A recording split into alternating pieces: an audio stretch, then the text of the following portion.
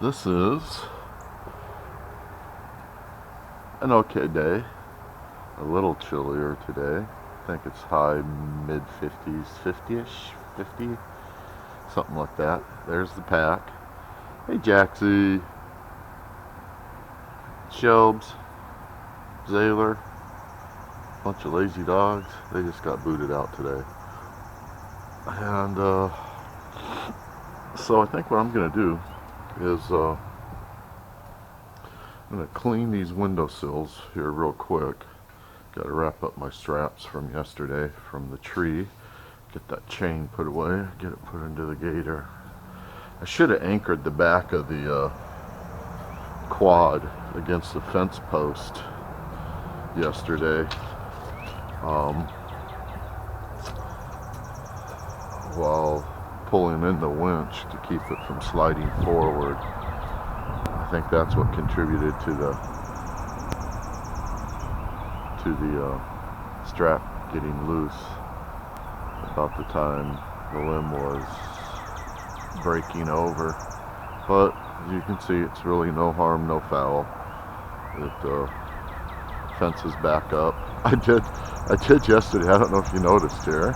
I didn't show anybody this, but I didn't realize in my staple gun, it's a pneumatic DeWalt stapler, that I had 1.5 inch staples in it at first. And in an attempt to hold up the fence from the outside, when I was stapling from the inside here, damn staple caught me. I was like, how the hell that happened? And it's because it had 1.5 inch staples in it. So I had to change out the staples and do that. I'm going to debark this tree after I do these window sills. So I noticed there was like termites in this thing. I think that's what probably killed this tree, was termites. And I just got to get stuff treated around here for termites if they're in this dead tree.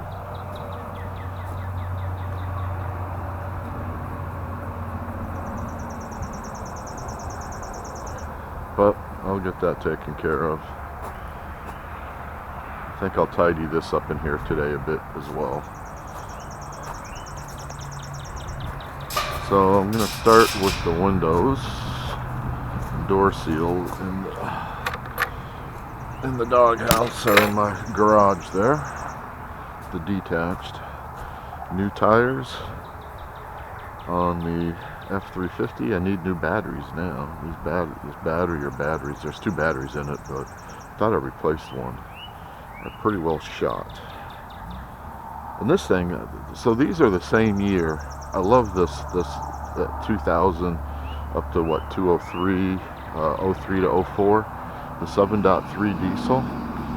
I love it. I love that diesel. And you know, to replace these, to go get the last couple 3-year models, which have a decent motor back in them, the 6.0s sucked and all that good stuff, 6.4s. You know, you're looking at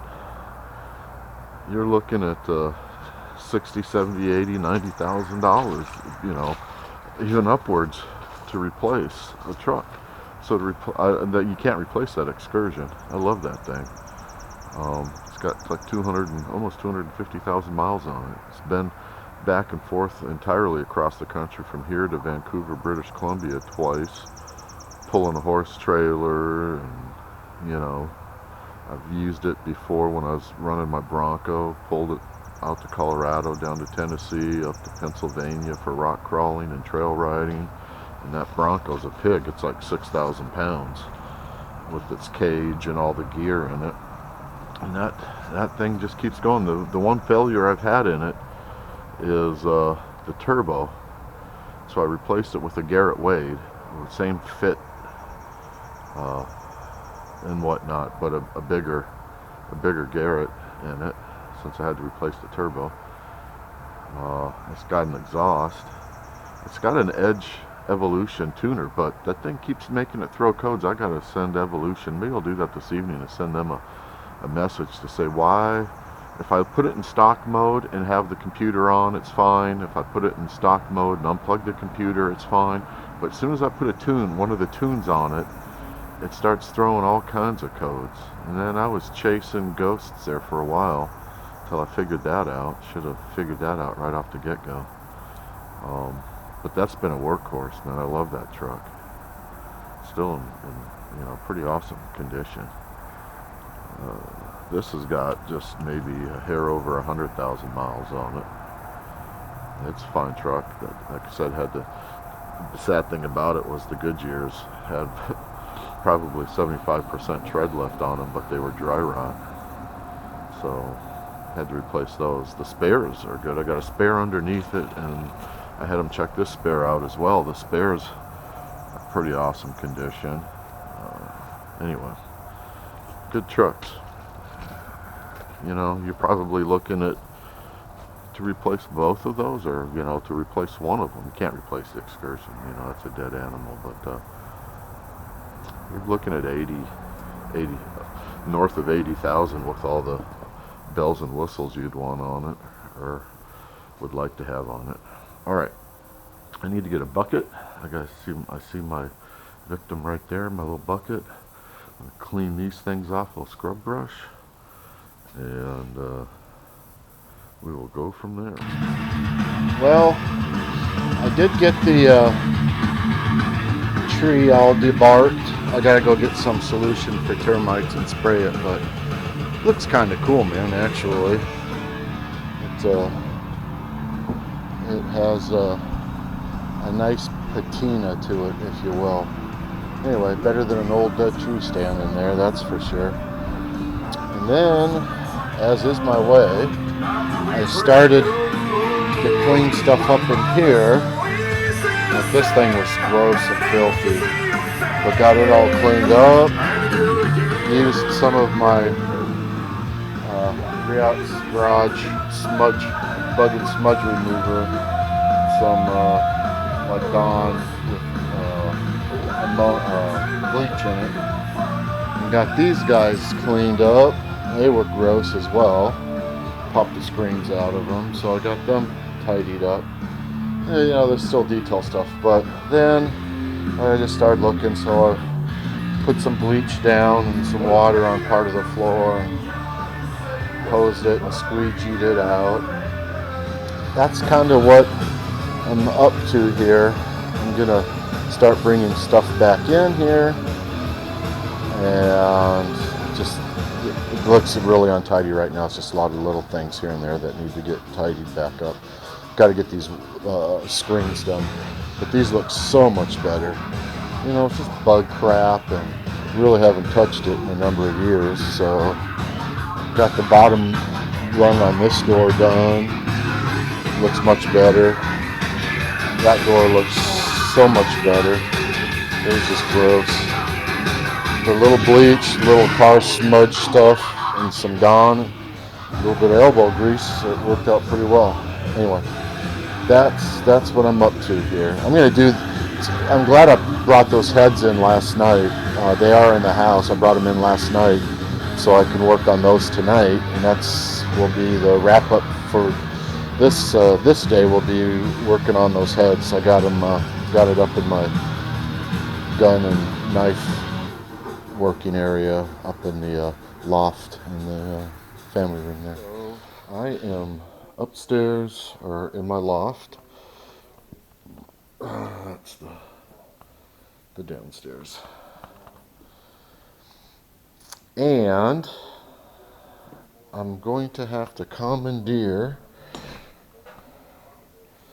some of my space up here to work on that head right there.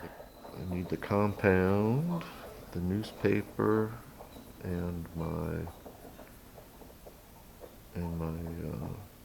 studs. As a refresher, the machinist tapped and drilled the rocker stud holes for the larger threaded rocker studs. And in doing so,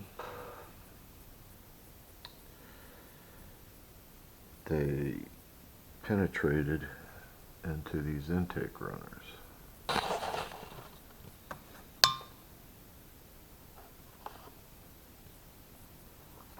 trying to get this one. They did that at the expense of these intake runners. Let's see if I can get some light up here. So you can see these holes.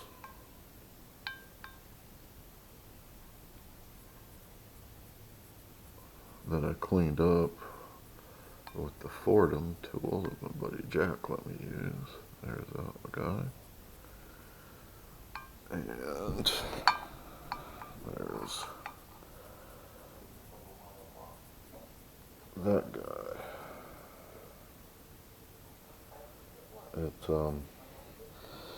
Some of these are run through all the way, and others you could see just the tip of the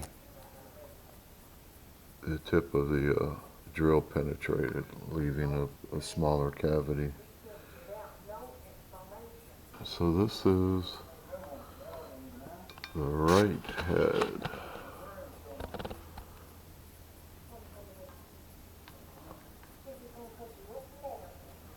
Number one, that's the before.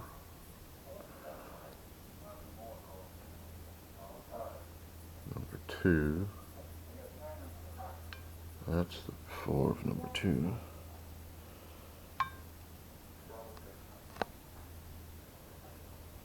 That's number three.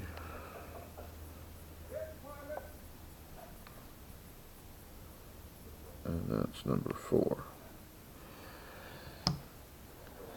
And what I'm going to do is take the rocker stud with a little piece of newspaper underneath it, run it back down into its position with that little piece of paper there, and that piece of paper will act as a barrier between the stud and the splash guard.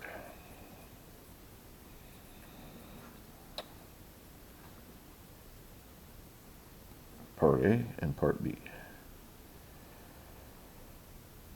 And this stuff is rather thick, and it's really a marine application.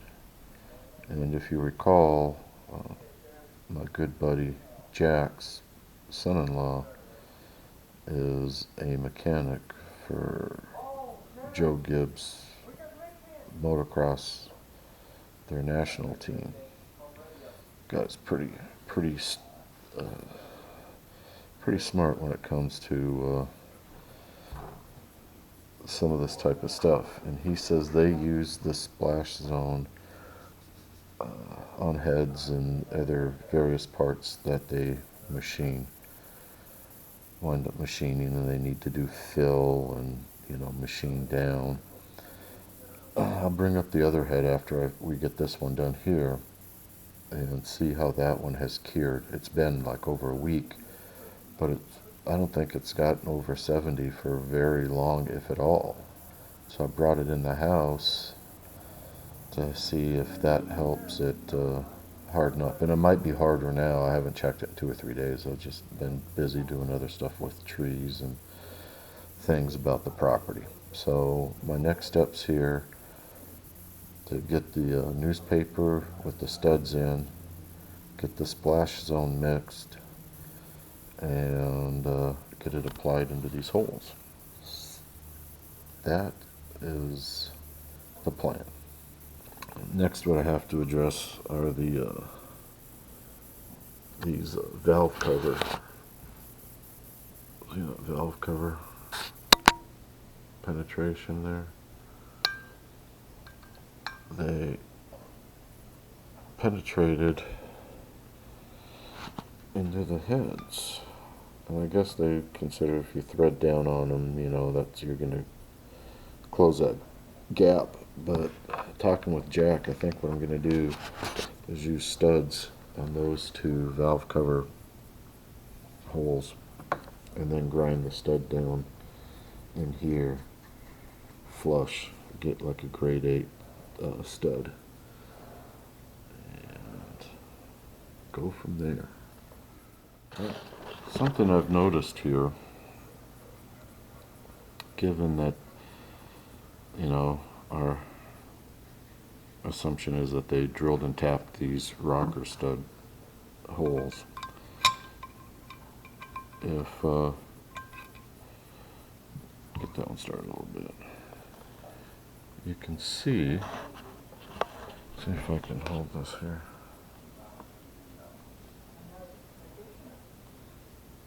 That stud is not going in at a true straight.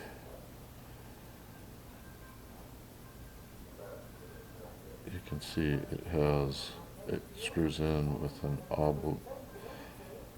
oblong type pattern. And I'm not so sure that that's a good thing.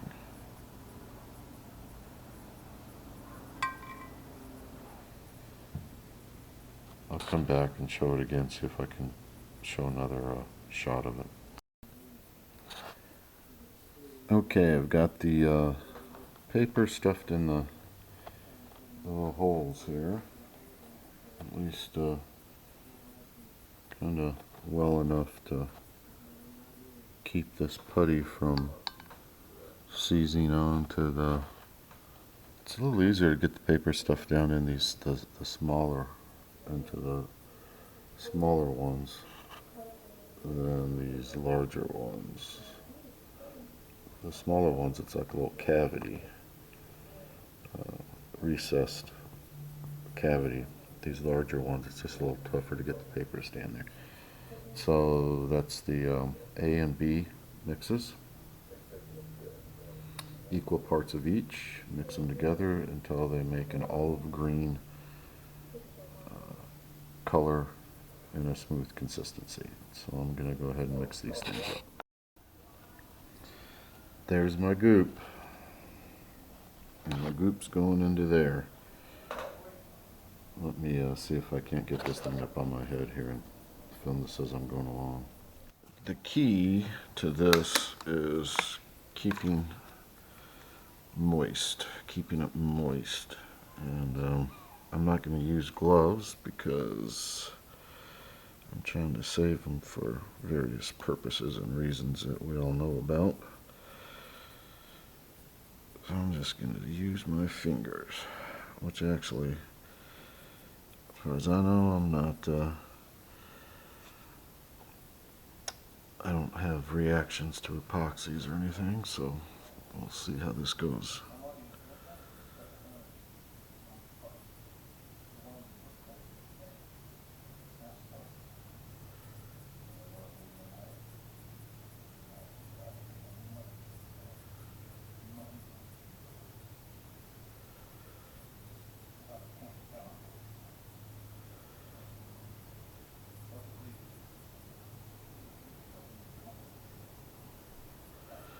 That one keeps bubbling up a little bit.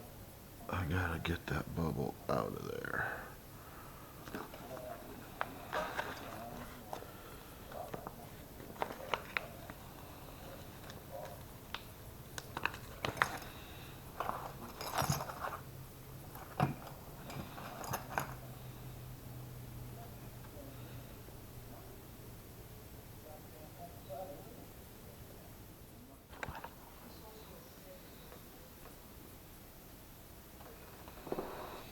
Well, I think I got him. So that's one.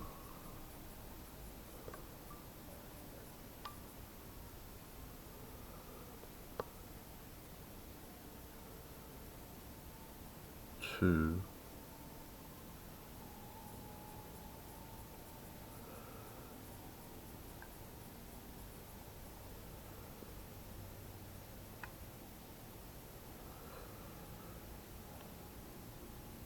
Three.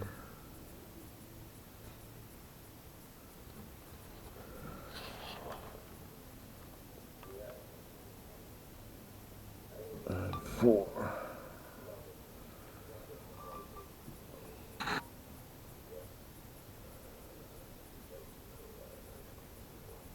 Alright. Let me check one of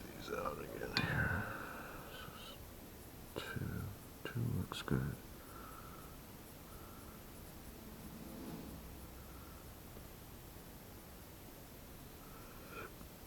Three. That one's a little suspect.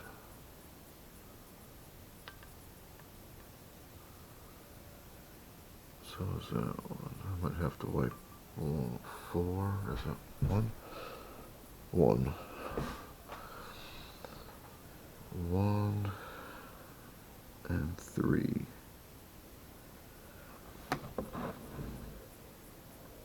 Four looks good. Two looks good. Let's see about making a swipe in that one.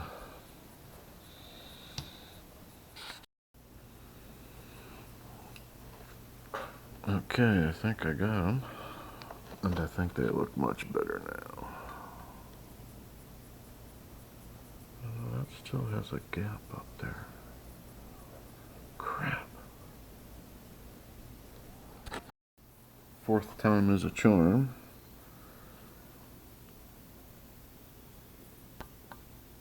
I think I got him pretty well now.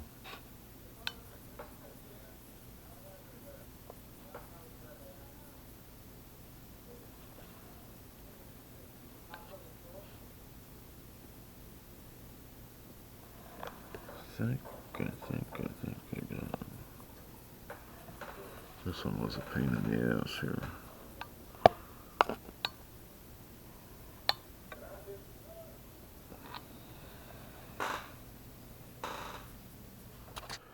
So this is one.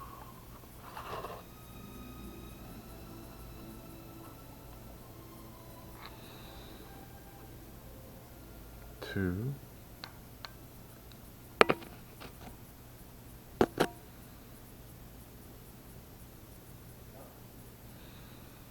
Three.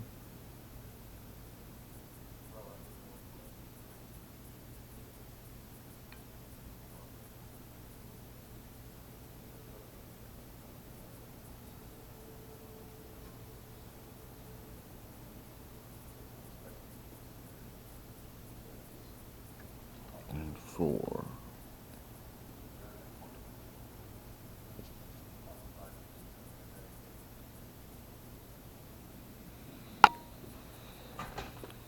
Super Cobra Jet. Oh yeah.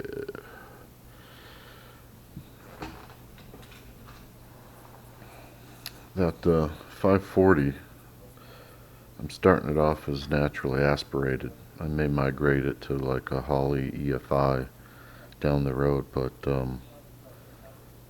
I think I might run it with a little NOS. Give it a 100, 150, maybe 200 HP boost every now and then. Be nice to have 1,000 streetable horsepower. As it is, this build should yield 740, but we'll see. I'll dyno it as soon as we get it there to that point. Alright, so that's using the Splash Zone 2-part epoxy compound on these heads to fill in those cavities left by those knuckleheads that tap too far through into the intake runners. With that, I think I'm going to call it a wrap for tonight.